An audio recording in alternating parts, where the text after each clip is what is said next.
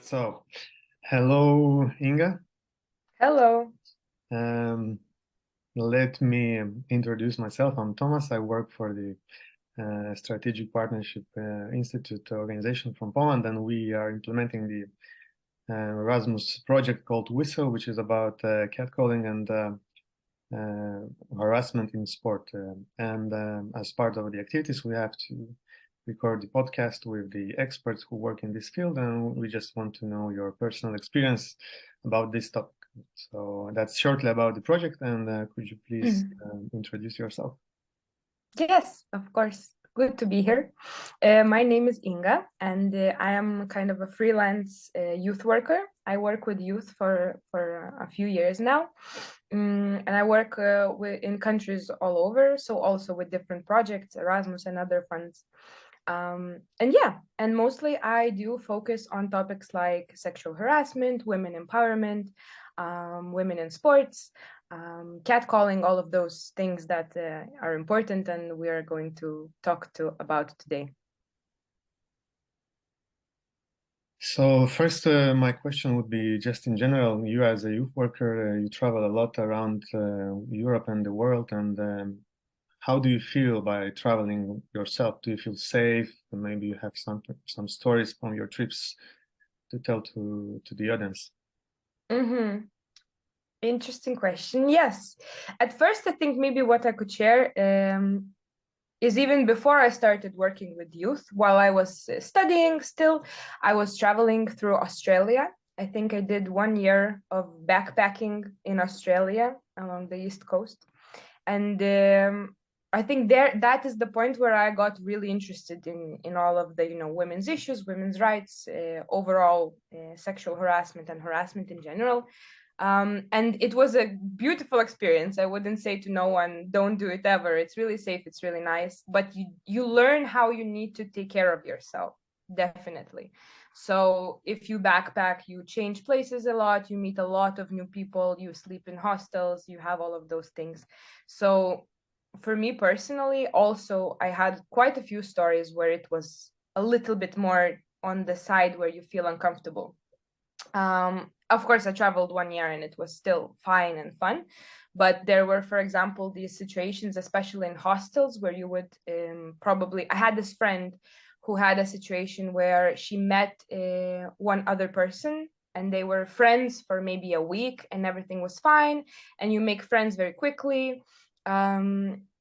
And later on, the person started following her around into different hostels, learning from other people where is she staying, learning, like trying to get information on where she's traveling next, if she finds a job or not. So started really actively following her. So even though they were friends before, they were friends for a week, and she thought she maybe knows him a little bit more and started opening up. You never know, you still have to be quite careful because you meet so many new people. So I had also, experiences like that traveling. While I was traveling throughout my projects, also I do feel quite safe most of the time, but there are moments, especially in different countries, when you don't know maybe how to act or you act a little bit differently. Because where I live, I feel quite safe, but then if I travel to some other countries, maybe you don't know the streets where you shouldn't go. So there were instances where people would, say something that you like, oh, honey, or oh, look, you look so beautiful, in like a more kind of negative way where it's not the space that it could be said. So I think it's also important to, when you travel into a place that's new, to a little bit learn either about the culture or just about the city. Where is it safe, where is it not that safe, which parts of the city are better. So yeah, just probably like small things like that, keeping yourself safe and still being open to the world and wanting to um, search for yourself in the world, but also always keeping in mind that you have to be a little bit careful, and as a woman try to be careful overall. And from 1 to 10 while traveling, how safe do you feel most of the time on average? I would say I feel safe as an 8, maybe. But I always say that it's better to, feel it's not always okay to be so confident, because normally when I feel so confident and I say, oh, I feel like safe as a 10, then maybe I lose my focus a little bit and I could, be a little bit less safe and just live very recklessly or whatever. And then maybe something could happen. So I would say it's around 8. So it's quite safe for me personally, but just because I know my limits and I know where I stand in this. And do you have any experience in sports, maybe in gym, maybe I don't know, playing somewhere Mm-hmm. in Yes. your country or abroad, or in sport projects, or I don't know, any stories, interesting stories, or I something? used to go to a gym. And at first I was very bad. So I was like, okay, maybe I should have a trainer. um, and I started working with this first trainer. And I remember that it was very weird because it was okay, but he started slowly, like in a week or two, making a lot of sexual comments or jokes out of the things we were doing. So it's hard to make examples, and probably I won't, but it's just, if you would be training and something and he would make it into a sexual joke. So it still stayed kind of in a joke way.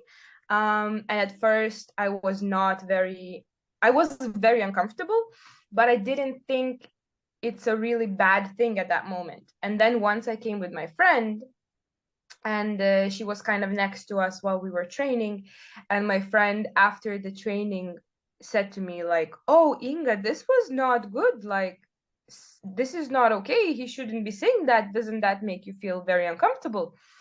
And I was like, yes, but I didn't think that at that moment, it would be very bad, because I thought, oh, maybe he's just that kind of a person to be joking around. Mm, so yeah, so after that, I think I quit being with him and started just found another trainer that was really nice and didn't make any jokes like that in any way. So yeah, I think it's important to kind of acknowledge sometimes that, yeah, if I feel uncomfortable, it's uncomfortable, and either say it out loud if you are capable, if you can, and if you feel safe enough, or just change the places and kind of Did it just. leave any impact on you? I don't know, maybe you felt demotivated to do sport or to trust male trainers, or you just Mhm. like said, doesn't matter, just like it one time thing. At first it did. At first it did, and I think I stopped going for a while, because the comments were very harsh. And I remember some of the other people and other trainers in the gym were also kind of very, like, if he would say something very funny, if someone heard, they would clap and they would be like, oh yes, that's good one to tell to this girl. So at first I stopped going to the gym, I think, and I didn't even find a different gym trainer. I found a different gym because I think the whole environment was very like complicated there. Toxic. Yeah. Okay. Um, and did you observe any similar cases in the gym happening for other women? Mm-hmm. I think it was in the same gym. So when this happened to me, and when my friend was like, "Oh, this is not okay, Inga, you should do something about this," um, we had another friend that was also in the gym, and she told me the story of how she had a different trainer, but that trainer used to always call her very kind of not, yeah, like a little bit demotivating names. Like he wouldn't say her name, but he would say babe or honey, kind of like maybe translating from my native language. um and he would always say these, like, because she was an adult woman, grown up, in her mid 20s, And they didn't know each other. It was kind of a professional trainer and a person relationship. And she felt very uncomfortable. And she told me that she said to him the first time when he did it, I'm so sorry. This is not okay. Maybe you can, call me by my name and just because I don't feel motivated. I don't feel comfortable. I don't feel okay. I'm not your friend or your sister. And he just responded with, I don't see that this is bad. I don't think it's a negative thing. I think it should make you feel more comfortable with me, and we should be as friends, and it should be okay. So I think she ended up also changing the trainers because she was like, well, this is not working at all. So yeah. Yes, and in general, I think we know many stories from high school, also in sport classes. There are so many stories around that teachers kind of trying to touch or say some comments to teenagers, Yeah. and in gym also many stories we have, and not not many of the people have power to raise their voice and to tell to family or to friends or to someone just Exactly. to prevent those things. And as you work directly with victims of the harassment, maybe you have some stories from your work, maybe some people told you, and you can share, and no need to mention any names or places, just Mhm. anonymous stories if you have any. Yeah. Mm, I remember this one time because I think it's important to talk about different violence ways. It's also harassment. It's also catcalling. It's also sometimes psychological. It can be financial. It can be a lot of different ways. So it's important to probably mention a few of them. So one of the situations, I was leading some activities in a summer camp for kind of professional sports people. It was young people aged from 18 to 30, around 18 to 30. And where I was working with them as a youth worker, but they were also doing sports, so it was kind of a mixed camp. Um, and this we were talking with this young girl. She was around 26 maybe.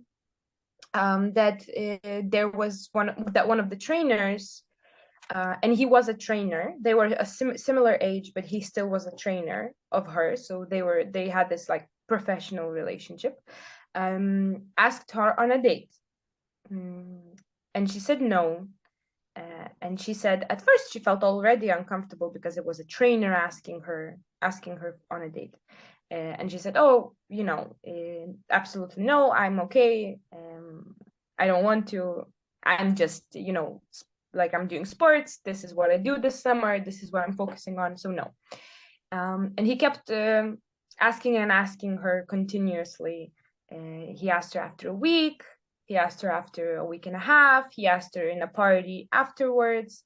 And she kept saying no. And it was very hard for her because he was nice. He came across as nice. And she was telling me, oh, I didn't want to hurt, my own reputation. I didn't want, that trainer to be, I don't know, like neglecting me or whatever.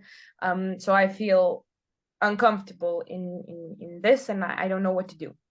So we were talking about to her what she could do, and later on she did tell about the situation to the upper people who were in charge of the trainers also, and it was important to do, and she was comfortable to do that, so she did it, because even though she felt also as if, oh, nothing is happening, he's just asking me on a date, after 4 or 5 times, she was like, I cannot do it anymore, and I should. So repeatedly asking for going on a date, or just kind of continuously saying something after a person says no, is also sexual harassment. And another story, because I talked a little bit about neglect, there was another story. We were working in a project, also with victims, young people who survived or who went through sexual harassment, just sharing their stories. And this young girl shared the story about how it was also with the trainer, How was she? She was training for basketball, I believe, as I remember correctly. And she was saying that when that trainer kind of was a little bit calling her, kind of flirting with her, being very nice to her, asking to drive her to her lessons, and she said no, and she was a little bit like, okay, maybe this is pushing it too much. And the trainer totally neglected her, stopped working with her, stopped talking to her, professionally was not involving her in the game enough, and absolutely like stopped everything. And it was really hard because sometimes, it's all because it's also sexual harassment in a way, because it can be passive. So you can like be neglected or not looked at enough, and especially in sports it's very delicate, because you need to improve and you need to be better and you need to work good with your trainers, and they're very important to you.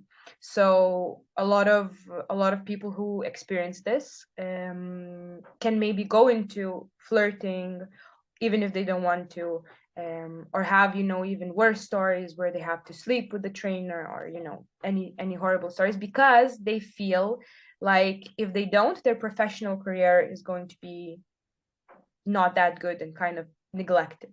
So yeah. And what do you think we as society should do to prevent from these kind of things, to reduce the amount of sexual harassment in general and also in sports?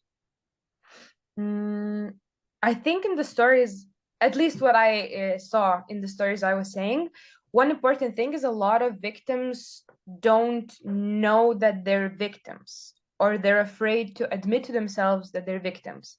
So you feel uncomfortable, but you're unsure if it's sexual harassment. So the first step is knowledge on for young people on what is body autonomy. Talking to young people about sexual harassment, sometimes a part of professionals say, oh, maybe they're too young to do that, to talk about that. But you have to talk about what is your body, that nobody can touch your body, even if you don't give consent, um, that you have to tell someone, that it's important to speak out, all of these things. So just knowledge on body autonomy, on what is sexual harassment, how it looks like, because a lot of people only imagine, catcalling. Maybe they don't think that neglect is also sexual harassment, or they don't think that, financial violence is violence, or psychological violence can be very tricky. So we need to teach the public, and especially young people, but overall everyone, of course, on what is violence and what are the ways that violence shows up. So knowledge, and also just in culture. A lot of it comes out of family. So if we come out of a strong family with a lot of teachings of what are our values, uh, what is consent, for young boys and young girls both. If we come from a family like that who teaches us things like this, we are more strong in, if we go to a gym and someone approaches us with calling us babe or honey, and we feel uncomfortable, to speak out. And that's why it's important to work with families and with youngsters in families, because if there is a good background there, then the people are more strong to go out into the public and kind of fight it also.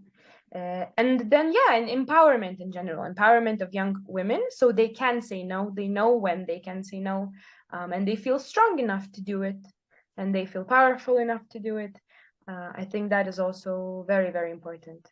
And probably also where to find help, because maybe when you can see that some sexual harassment is happening, that some situations are, maybe too risky for you, and you see someone else, your friend, going through it, you need to know where you can find help. So I worked on a few projects about disseminating these campaigns, social media campaigns, on talking where to find, helplines, What else? Like maybe some shelters, of course, if it's a more dramatic situation, some psychologists who work specifically with the topic. So just disseminating this information where you can find help and how to help people who are in danger. And as a youth workers, what we should do, because there are lots of funds, but still lots of work to do, and what we should do as a youth workers. A lot of youth workers already do a very, very good job, but there is still a lot of things we need to focus on. It's important to stay relative so that, times are moving, times are changing. Social media is coming into the question. So youth workers have to be very quick to respond to these things and very quick to learn and adapt how to work with young people in these, technology times, how to reach them. So that's very important. But also prevention, working with schools, working with youngsters, not only those who are interested in the topic, but also those who are maybe further away from the topic, who live in rural areas, who maybe don't know or couldn't know from their own families what is consent, how we can help. So just finding those target groups that are further away from the problem and not in our little bubble that maybe we stay sometimes in. I think that would also be very, very important. And maybe work also with the men, even though this topic is more, the victims are the female, but probably we need also to work with the men. Very true. A lot of the projects focus on women, which is important, of course, and probably the point of it. But there are so many nice methodologies, tools of how youth workers can work with young men. Definitely, it is a very, very important topic also. Okay, so thank you so much for this short talk, interview, whatever. And thank you for sharing your personal stories and from your work. It was nice to hear, and as I see, we should keep working in this field and Definitely try to make our community and society better with every project which we get from the EU to implement. So thank you so much for this Thank you. call, and have a good day. Thank you so much. Have a good day.